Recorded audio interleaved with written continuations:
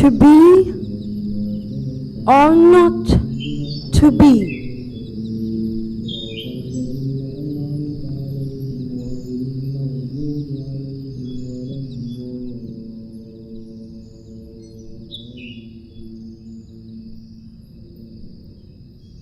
To be or not to be.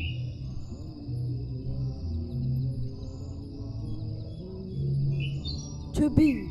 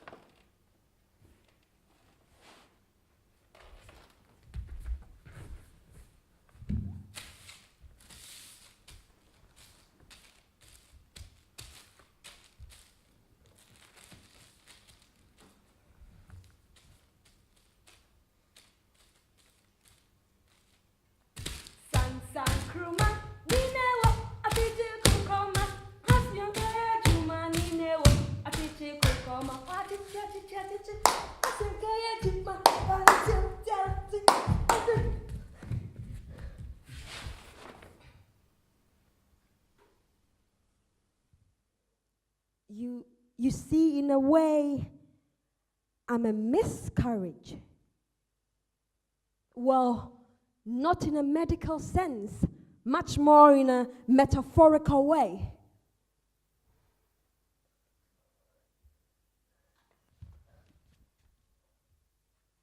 My mother carried on with her pregnancy until she missed the point in time where she would have been able to get rid of me. She even went into the hospital for the procedure, but then she decided not to interfere after all. Oh, by the way, When I tell this story in Europe, most people are surprised to know that Ghana has hospitals. You know, real hospitals with beds, ultrasounds, syringes, and beep, beep, beep, and real doctors with real academic training and title.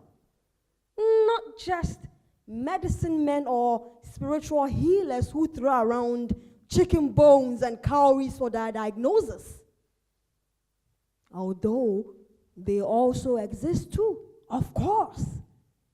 We are, after all, talking about the oldest healing method in the world. The oldest. And it is based on a theory that Western natural healers are slowly discovering now. Merely 10,000 years late. And this theory says that everything, as in absolutely everything, is connected to everything else. Body, soul, spirit, and mind. And not only my body, my soul, my spirit, but ours, yours, mine, everyone's, all connected, including earth, air, water, the entire universe. All one big organism.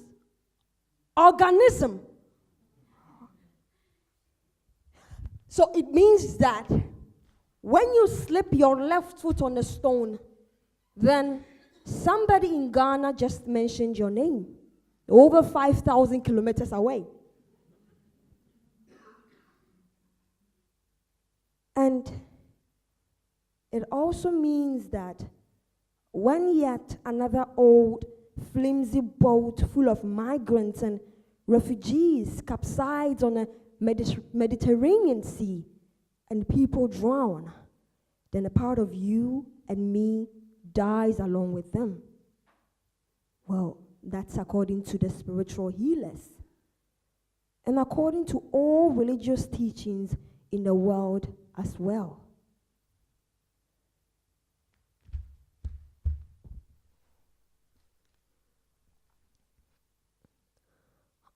Kwan chesio esio cho kwan opanyine wan kwan chesio esio cho kwan opanyine wan yabawa kwan no koto wasio no esio ni fritetio esio ni fritetio tomankoma ya yadeshema o dia dienkuma nanane yen ya yadeshema o dia dienkuma nanane yen o sajefu kwa menane o sajefu kwa menane o dia boma dia ntata tia sia deshema fremo adia yedi endini kwao yedi free ya bibi so aye.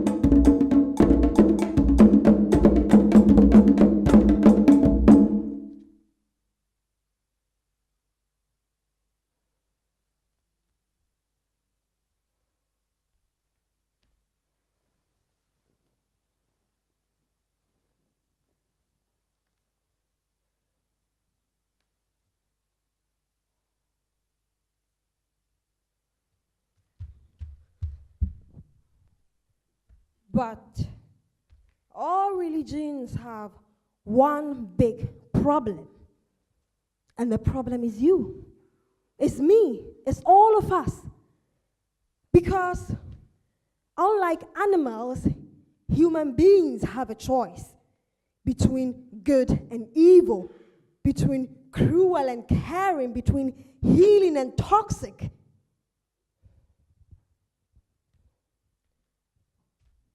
What happens to a natural healer in Ghana when nature herself is in need of healing? When all those chicken bones are poisoned due to human greed?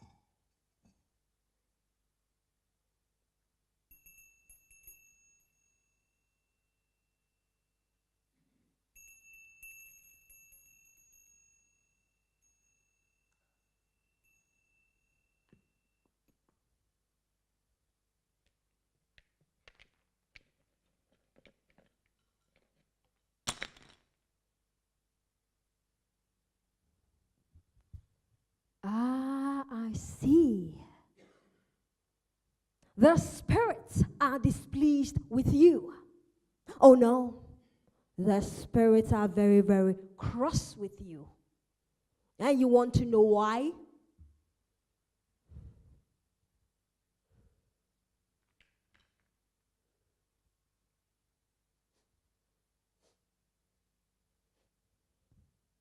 They are displeased because you bought and cooked cheap chicken parts produced in awful European factory farms. Or even worse, chicken from Brazil or North America, where they soak the slaughtered birds in toxic chlorine swab before packaging. Ah! And this is what you feed your family? You are at the displeasure of the spirit because you would rather buy semi-defrosted chlorine-soaked chicken from God knows where, rather than fresh chicken from small local farmers. Which explains why in recent years, 9 out of 10 chicken producers in Ghana went bust. All those local businesses, local jobs, local produce, gone, lost, dead. Because you support foreign factory farming. And worst of all, you are damaging your health with poison, poison, poison. And then you blame that on certain innocent people in your family.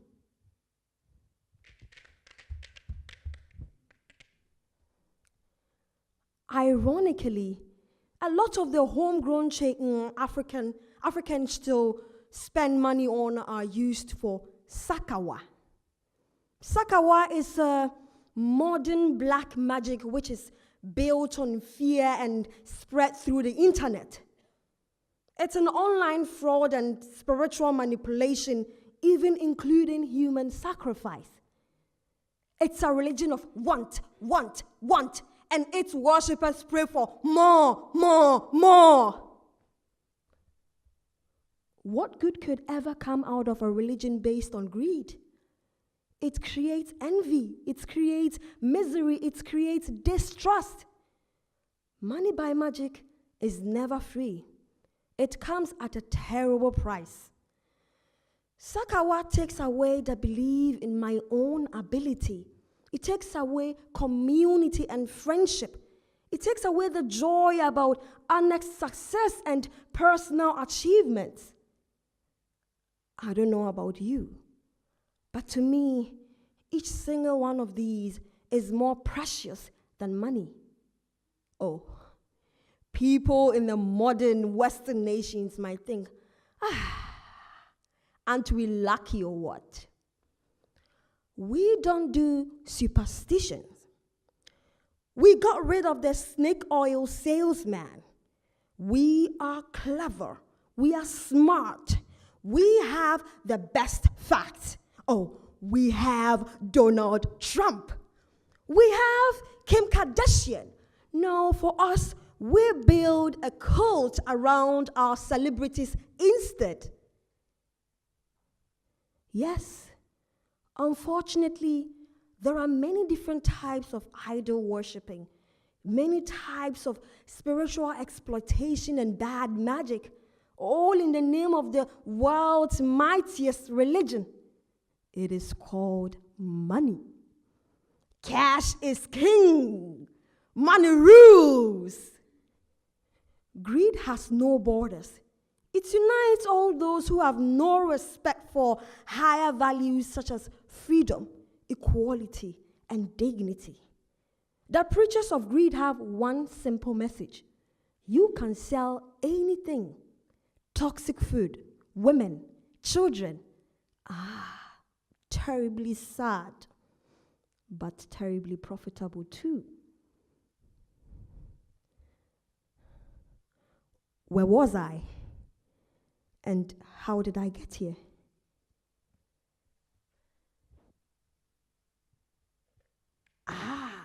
Chicken.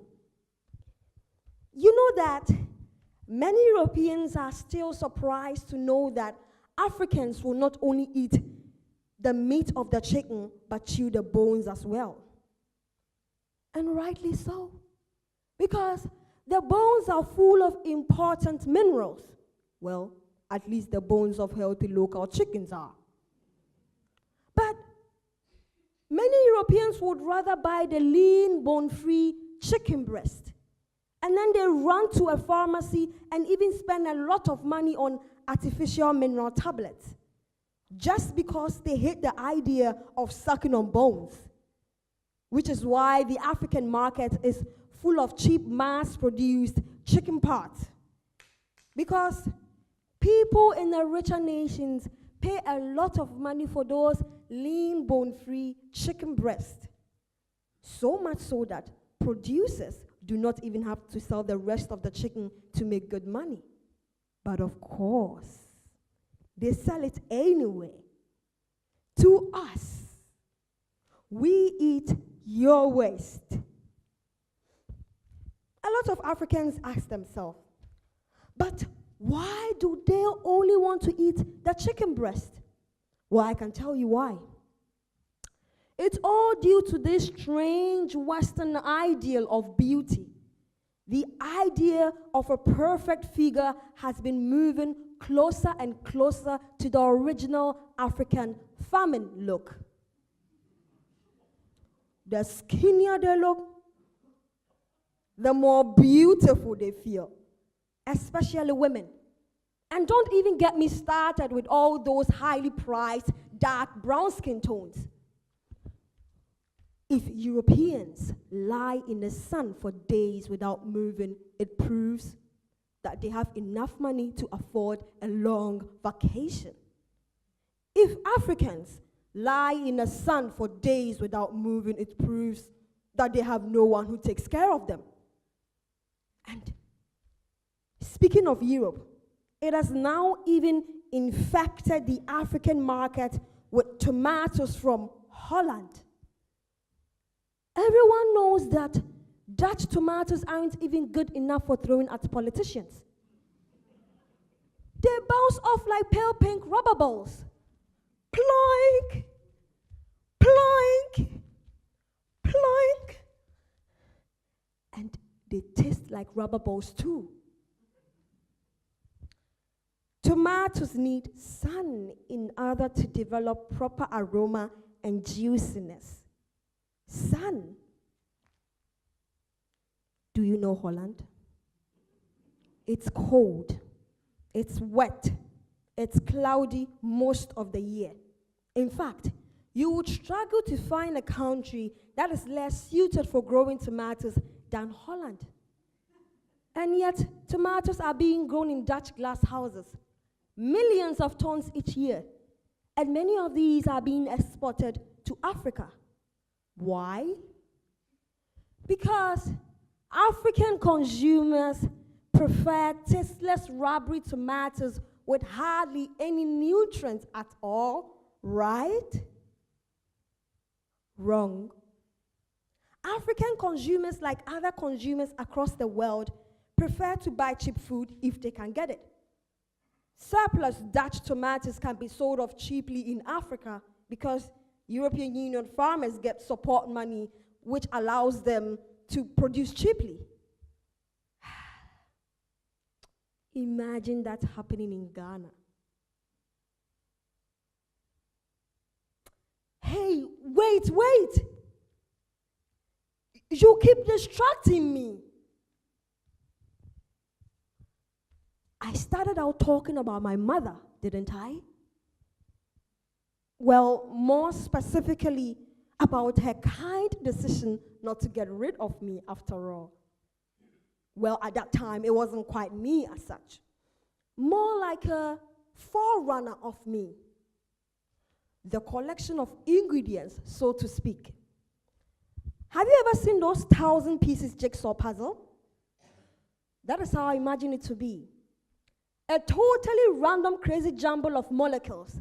When you looked at it, you might probably say, nah, this will never amount to anything. Maybe a tadpole.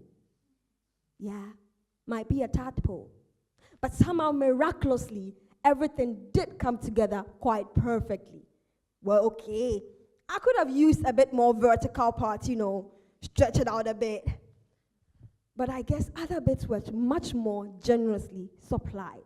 The eyes, the mouth, and of course, the brain. I don't want you to get the wrong impression of my mother. She truly did not have anything against me personally. She just did not have enough for me at that time. Not enough money, not enough time, not enough space, not enough maturity. My mother herself was still a student when she found out she was pregnant. Well, this happens everywhere. She herself was brought up by her grandmother. And this same grandmother, meaning my great-grandmother, persuaded her to complete the gifty Clarissa Riafe Mame Araba Anibua jigsaw after all. Are you still with me? Very well. So, I grew up with my great-grandmother whilst my mother completed her education. She was nonetheless always there for me and always cared for me. And the fact that she gave me the name Gifty explains it all. Because she always saw me as a gift, and I always knew that. Oh, by the way, in Germany, people are often shocked to hear my name, Gifty. Because in German, the word gift means poison. Can you imagine their reaction when I introduce myself? Hello there. I'm Poison. Nice to meet you. Oh, but then I reassure them, Gifty has nothing to do with poisoning people. Well, at least nothing has ever been proven yet. Gifty. Mami araba nebua. Na wahi. Gifty. Umami Sibra, Germany. Deutschland.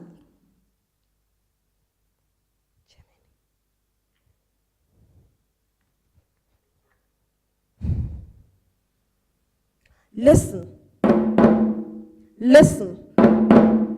Listen to what my grandmother is saying.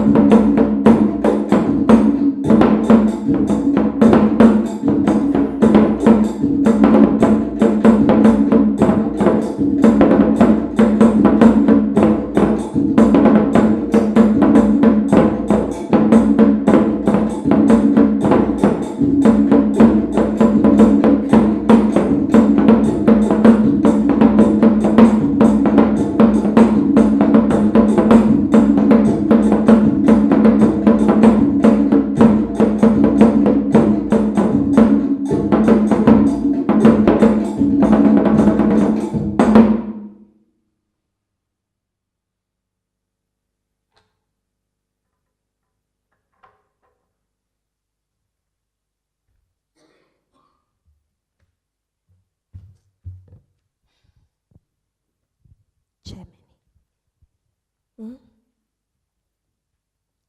Hmm? What am I supposed to do in Germany? I love living in Ghana with my cheerful, wonderful family. I'm at a good school, and I've even skipped a few grades because I enjoy studying, and learning comes naturally to me. Oh, yeah. My mother has been living and working in Germany for years. She and my dad miss me both. And they believe that my future prospects are better there than they could ever be in Ghana.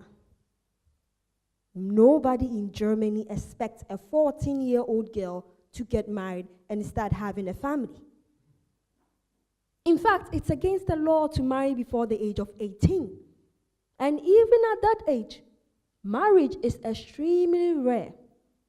Believe it or not, the average age for a German woman to marry is over 30. That is if they marry at all. Women here in Europe can live far more independent life, especially if they are well educated. They don't need grown-up children or men to take care of them, and they don't need to have many children. This is what my parents in Germany want for me: a good education and the chance to decide for myself what to do with my life.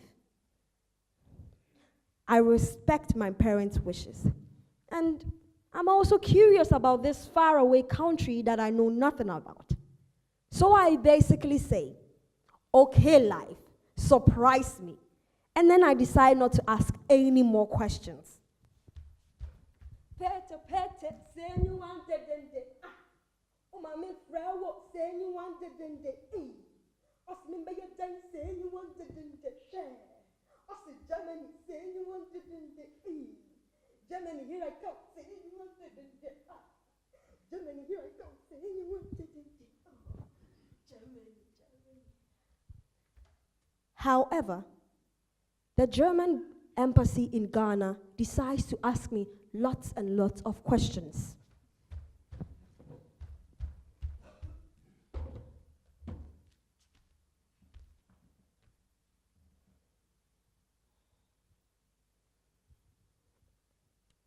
Are you really Gifty Riafe?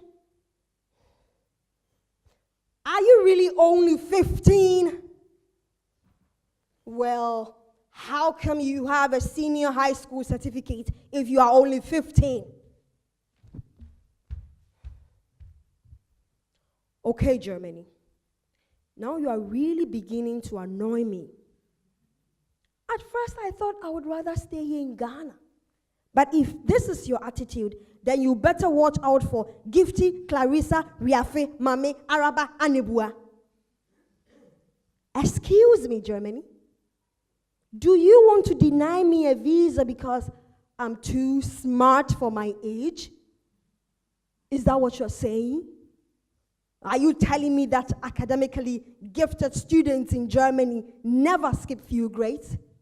Or you just cannot imagine a Ghanaian girl using her brain for thinking and learning? Because Africans should stick to dancing and singing. After all, that's in their blood.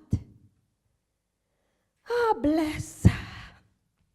That's all too confusing for them. So now they demand a DNA test. Because I could be anyone. Turns out, much to their surprise, I am anything but anyone.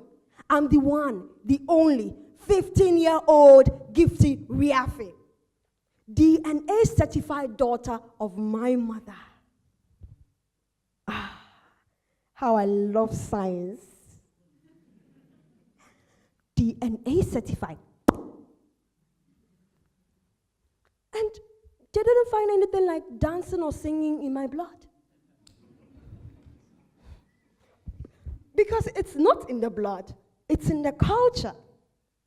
Well, anyway, I now receive my visa and I find myself on a plane which is bound for Germany.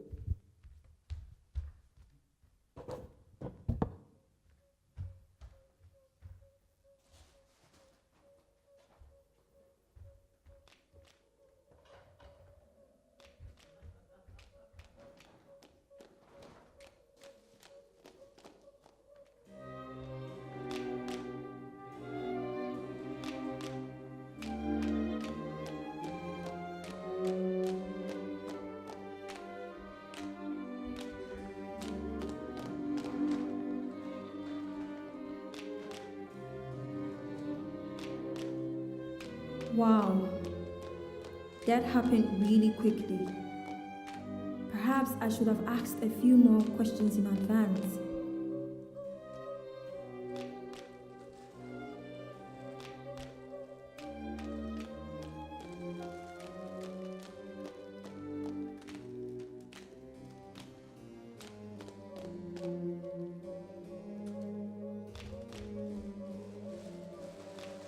I knew from books and pictures that Germany has a thing called snow.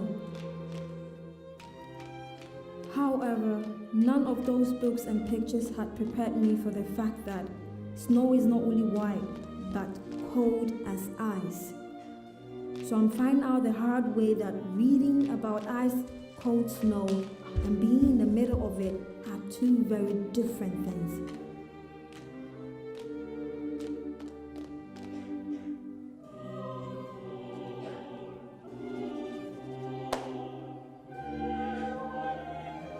Just as well, I still enjoy learning, even when it hurts.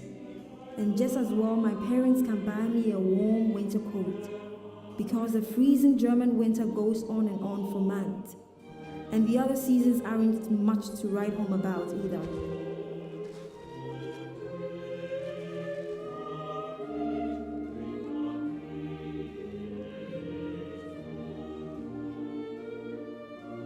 Yet I find it easier to adjust to the German weather than to the German language. In Ghana, I used to speak English in Twi. Everybody there understood me. In Germany, I can only talk with my parents. It is frustrating and sometimes terrifying to live in a country whose language you don't speak. You might as well be on a different planet, and even on a large country like Germany suddenly feels very small. I've always had many thoughts, many ideas, many opinions. In Germany, I don't have the words to express them. At school, I am no longer smart, quick-witted, gifted, but just a silent, foreign girl with large eyes and darker skin than most of the others. My personality, my spirit, my sense of humor, almost everything that distinguishes me from others has been left behind in Ghana. At least that's how it feels for a long time.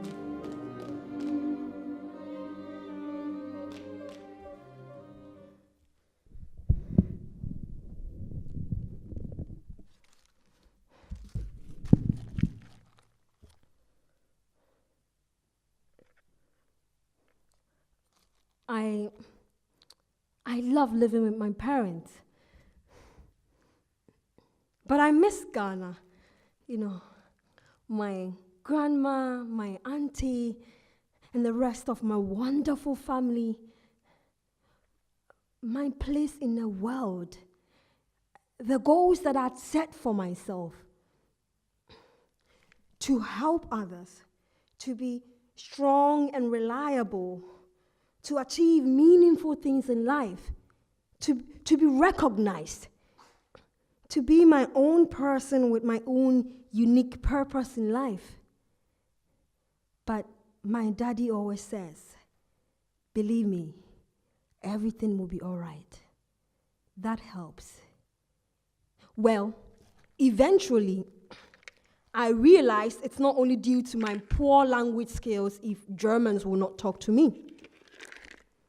For instance, on buses and trains, turns out a lot of Germans will never dream of speaking to anyone they are not entirely familiar with or related to. And even then, they speak incredibly quietly.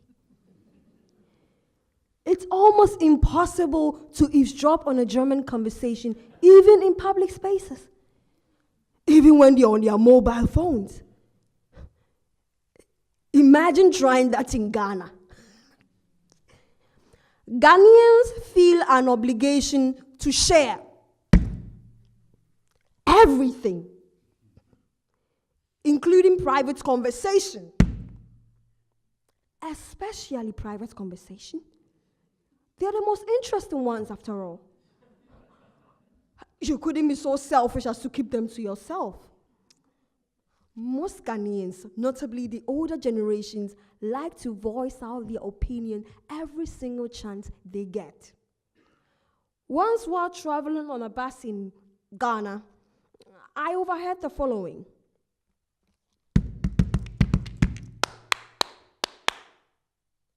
Hey, girl. Yes, you there. You shouldn't be eating all those sweets. That's unhealthy.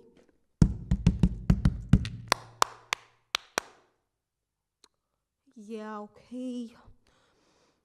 My grandfather is over 80 and is still strong and fit. Because he never ate sugary snacks? No, because he never meddled in other people's affairs.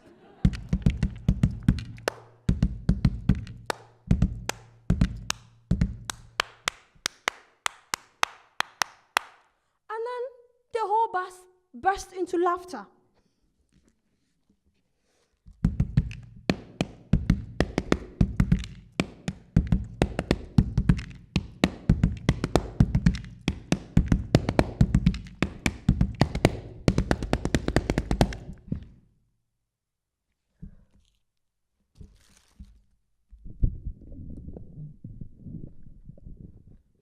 You know, by and large, there is a lot more laughter in Ghana than there is in Germany.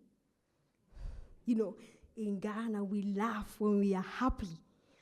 We laugh when we are embarrassed. And sometimes we even laugh at other people's misfortunes. And we also laugh to distract ourselves from feeling sad. That's a different kind of laugh. Don't laugh too much, or else you might end up crying. It is important to know the nuances, or else it might be very embarrassing. Oh yeah, proper laughter is a form of art. In Germany, there is a saying, he goes down the basement to have a laugh. You know, meaning that a lot of Germans regard public laughter as mortifying and sometimes even risky. Which explains why some of them would rather laugh once too seldom than once too often.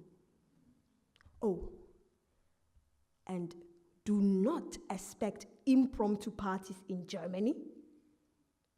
Germans want to be prepared for everything. Some of them even hand out invitation to the next New Year's party during this year's celebration. 364 days and 23 hours ahead of the event. Just to make sure that the most important people will surely be there.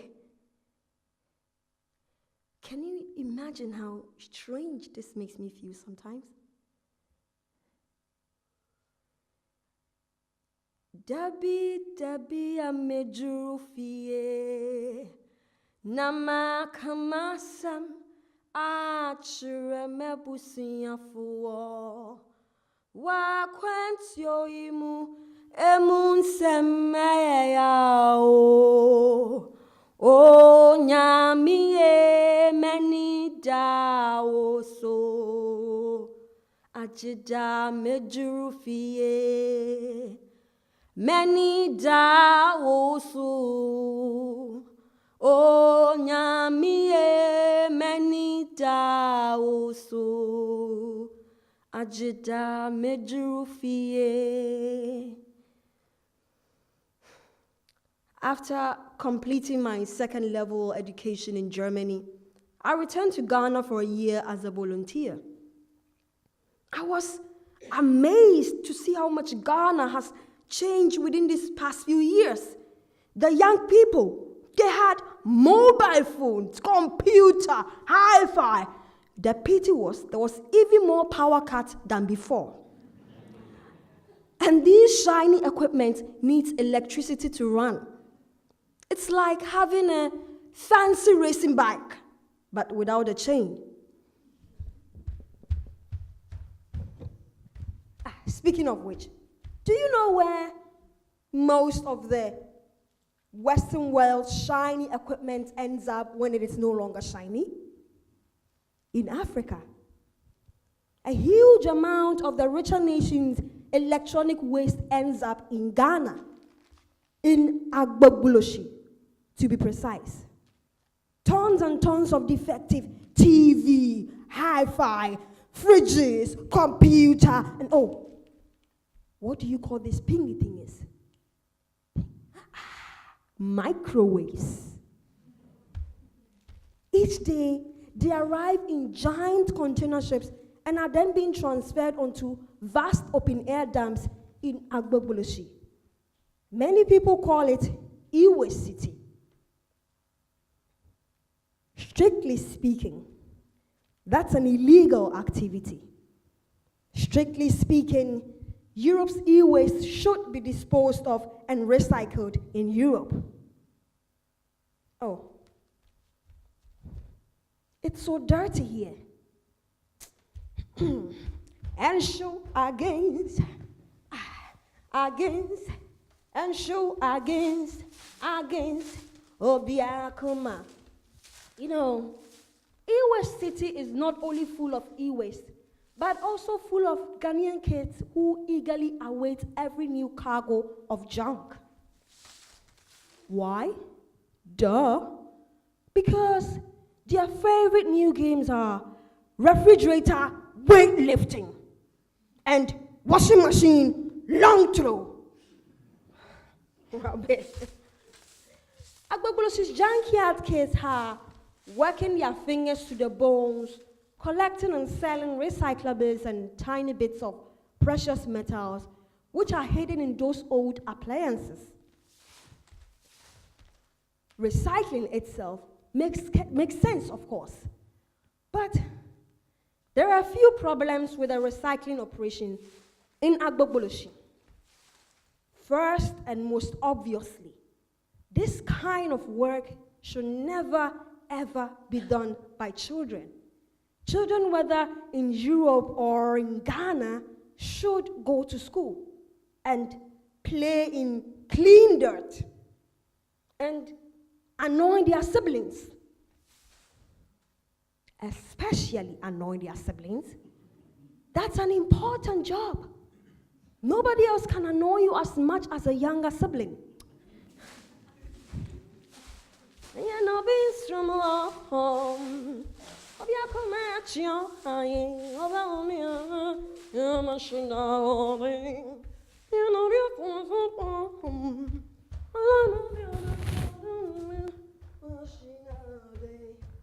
Okay, now back to the recycling process. The Western nations have machines which do this kind of job, but they're expensive to operate, which explains why a huge amount of their e-waste ends up in the hands of desperate youngsters from all over Ghana. Nobody cares about their health and well-being, and it shows. The area is full of open fires and piles of tires where these kids burn everything for those few scraps of precious metal. Agbogbolosh's air, soil, and water are horrendously toxic, poisoned by those open fires and the chemicals it releases. A fatal killer cocktail that nobody can escape. Many of these children get sick and may never reach the age of their parents. To be quite honest, Ghanaians need to say no to this kind of toxic money. No to killing children through dangerous labor. I don't understand why Ghana has to sell all its commodities when it can turn them into higher value products such as chocolate and coffee. Too many Ghanaian children still do not know the taste of chocolate, but they know too well how hard it is to earn a living harvesting those cocoa and coffee beans. That's not right. That's not okay, even if it means that Ghanaian kids stay lean and trim while Western kids grow more and more obese from all those cheap chocolates in the shops. It is understandable that many people get tired of the struggle for survival and decide to leave their own country to find a better life in Europe.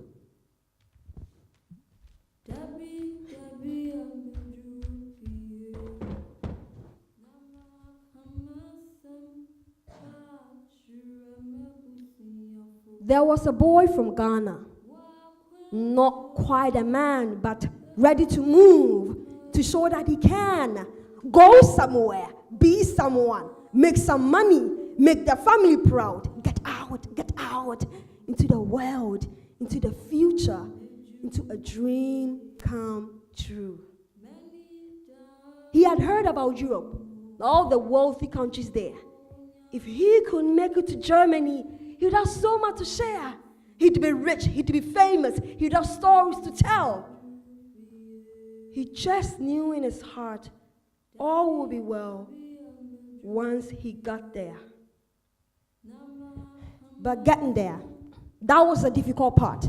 Everyone in his family worked harder than hard to save up money to pay for his trip into the unknown, the mythical haven of hope. And they tried not to think about how they would cope without him, without his songs and his cheeky smile and his two strong arms and his weakness for polo. But they made it happen. He left with their blessing and with hardly a clue where to go and what to do. A strange man had told him there would be money for free once he paid him a fortune for the trip across the sea. Now, if something sounds too good to be true, then trust me, it is. And the joke is on you. Except it wasn't a joke. I mean, it was the most serious danger he had ever seen. Stuck with hundreds of others on a rubber boat, abandoned on the ocean, hardly able to float. No food, no water, no land in sight, only weeping children and a desperate fight for space, for hope and a chance to survive in the heat and the cold and the howling gale and the piercing hail. Then slowly, the boat went down. And the boy from Ghana knew he would drown. It was over. Surrounded by dying and death, he looked up to the stars and he took his last breath. And there it was, a big ship of steel. They pulled him on board, yet all he could feel was sadness for so many souls that were lost. Nobody had warned him of such terrible cost. He made it to Europe, but he was never the same. His heart full of sorrow, homesickness, and shame. His pockets empty, his future uncertain, and certainly, this was no promised land. A world full of things he could not understand. The language, the food, the freezing rain, the image of wealth, and the feeling of pain. When he realized he was no longer seen as a person. They called him a migrant, a refugee, and worse, much worse. But that's not me, he cried, yet nobody cared. He was one among millions, voiceless and scared of the unsmiling faces of immigration police, because he worked without permit, and they gave him no peace. They gave him a bed in a room with 10 others, where all they could do was dream of their mothers and fathers and sisters and friends and brothers, all the loved ones they had left far behind for a better life that was so hard to find. And to make matters worse, now listen to this. All the people back home thought he was living in bliss, could not understand why he would not send money when they knew he had found a land of milk and honey.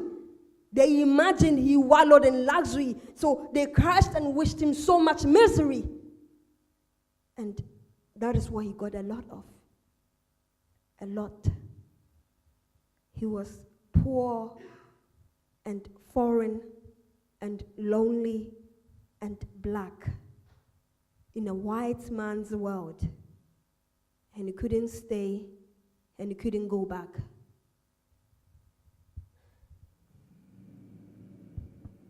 You're broken down and tired of living life on a merry-go-round, and you can't find a fighter, but I see it in you, so we gon' walk it out. Ooh, mountain, we gon' walk it out, and mountain. And I'll rise like the day. I'll rise unafraid. I'll rise up, and I do it 1,000 times again. And I'll rise up, I like the waves. I'll rise up, in spite of the ache. I'll rise up, and I do it 1,000 times again.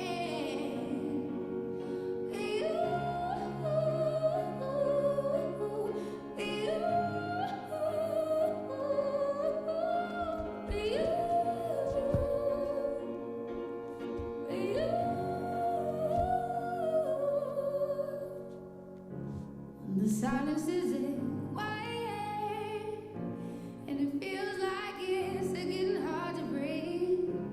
And I know you feel like dying, but I promise we'll take the world to its feet. Ooh, mountains, bring it to its feet. Ooh, mountains. And I'll rise like the day. I'll rise unafraid. I'll rise up, and I do it 1,000 times again.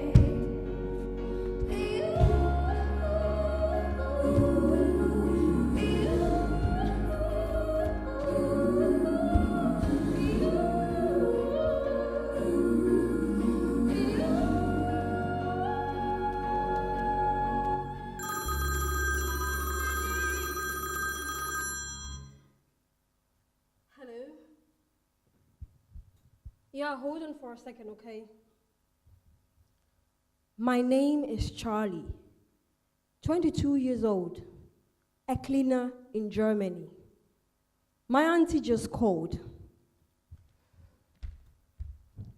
Hello?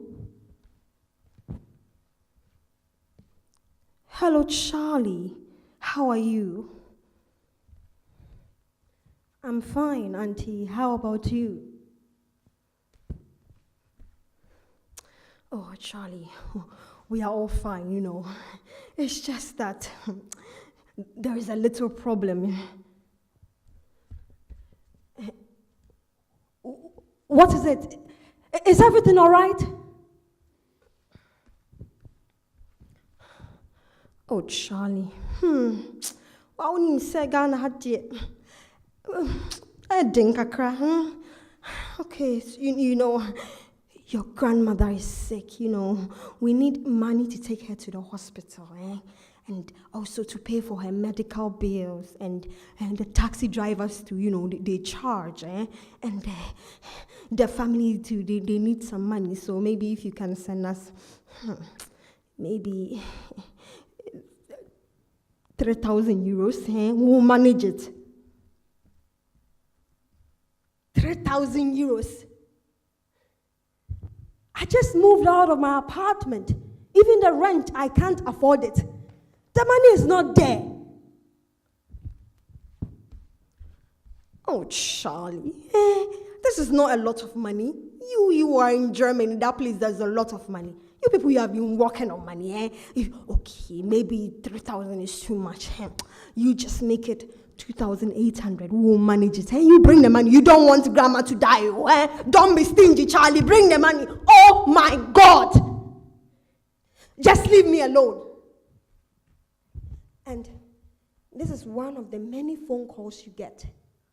You can never differentiate between who's really dying and who's not. I'm tired. Seems like everybody's got a price. I will know how to sleep at night. When the soul comes first and the truth comes second, you stop for a minute and smile. Why is everybody so serious? Acting goddamn mysterious. Got the shades on your eye and the cue so hard. You can't even have a good time. Everybody look to the left and everybody look to the right. Yeah, can you feel that? Yeah. We're praying well up tonight. It's all about the money, money, money. You don't need your money, money, money.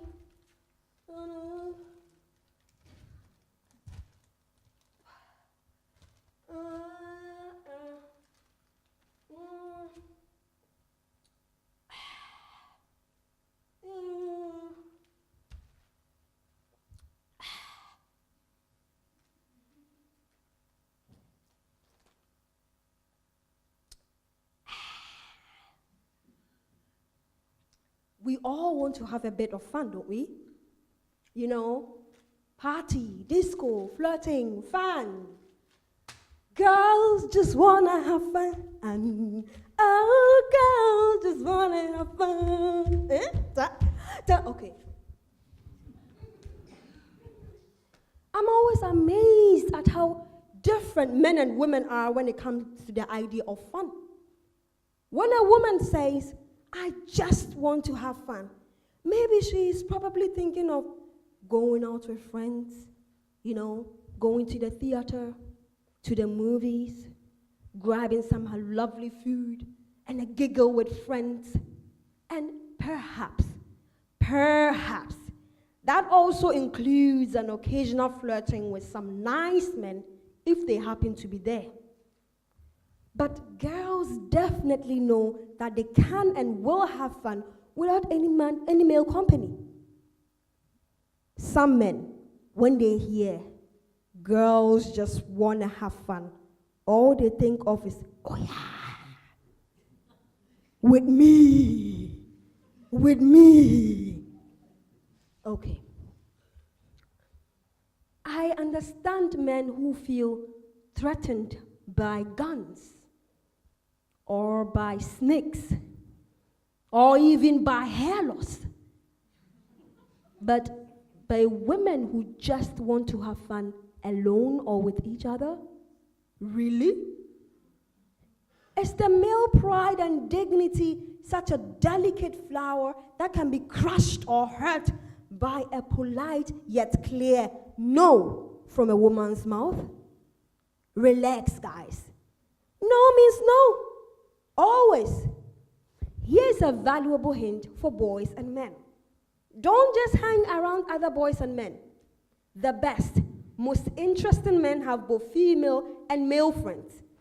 And men with female friends, they learn one thing very quickly. Flirting without respect is like cooking rice without water. Pretty pointless. I think it's so cute, and I think it's so sweet, how you let your friends and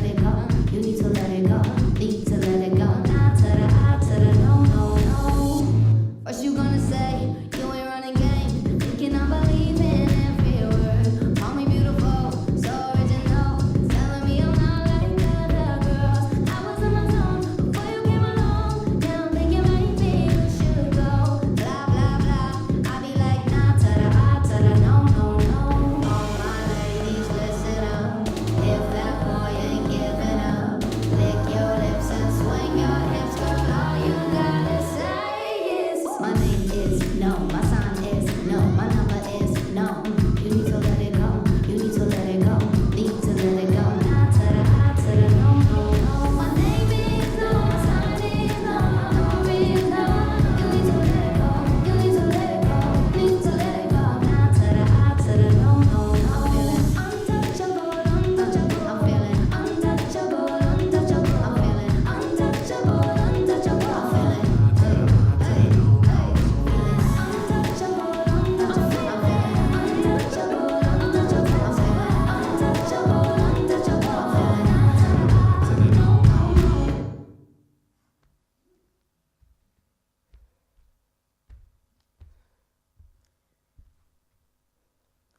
But there are still a lot of women across the world who never learned how to respect and value themselves. In African countries, it's often due to the fact that girls marry young and begin to have children instead of getting a proper education. One reason for that is money, or rather, lack of money. Here's a shocking number for you. 62 million girls across the world are being denied basic school education.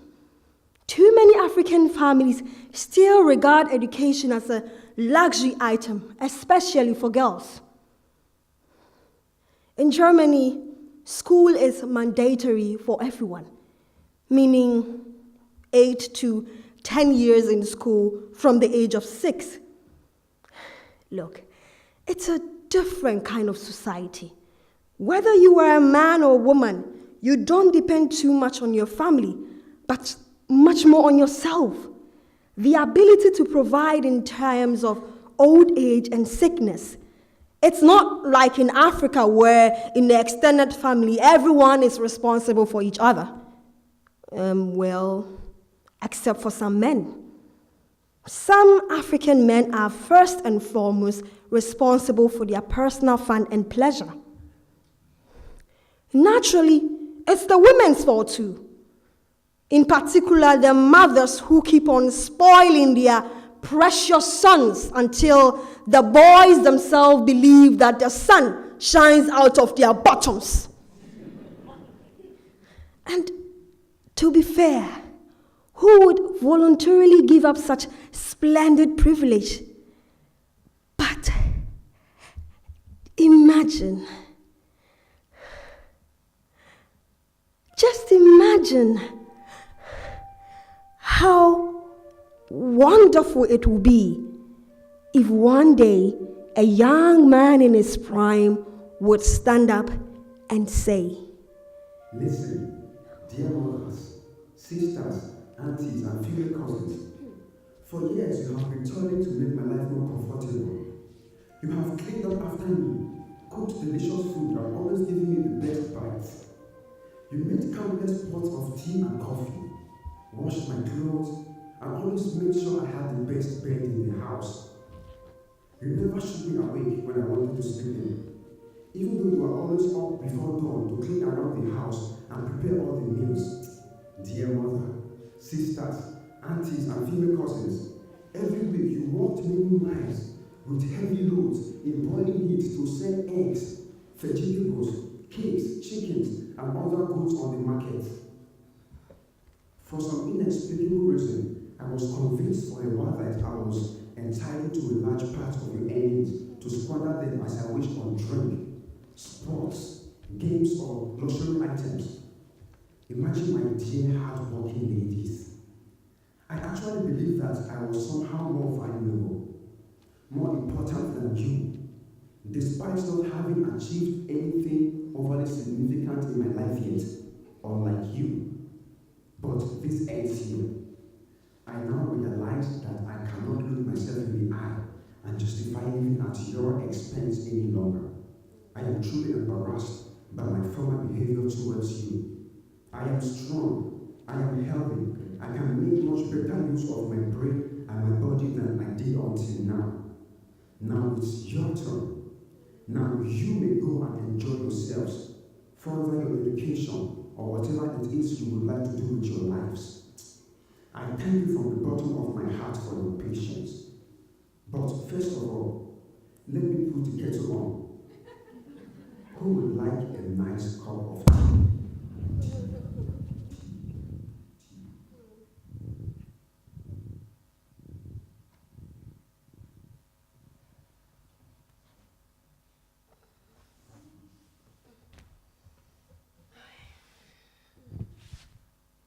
Sweet dreams are made of thee. Who am I to disagree? Travel the world of the seven seas. Everybody's looking for some. Such a lovely, lovely dream.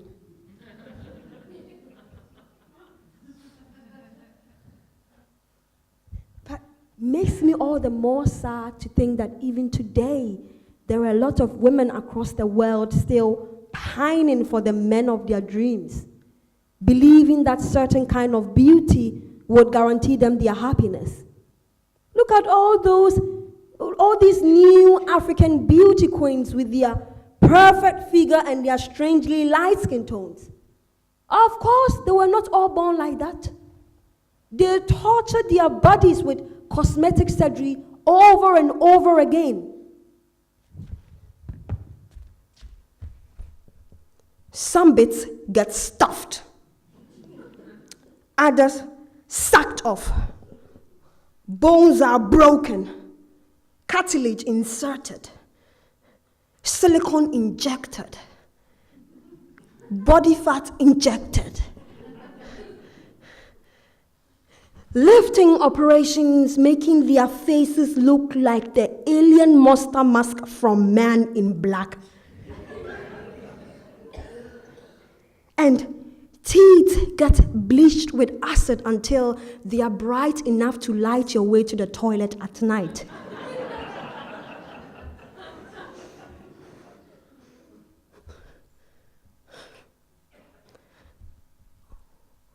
What is wrong with our natural skin color anyway?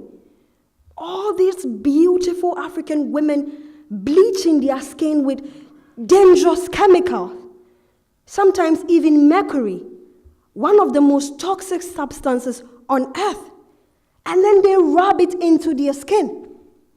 These chemicals destroy the pigment, and then the skin, and then their health, irrevocably and beyond repair. Dying to be beautiful. Well, I guess one day we all have to decide what we want to become. A better person or a better selfie model.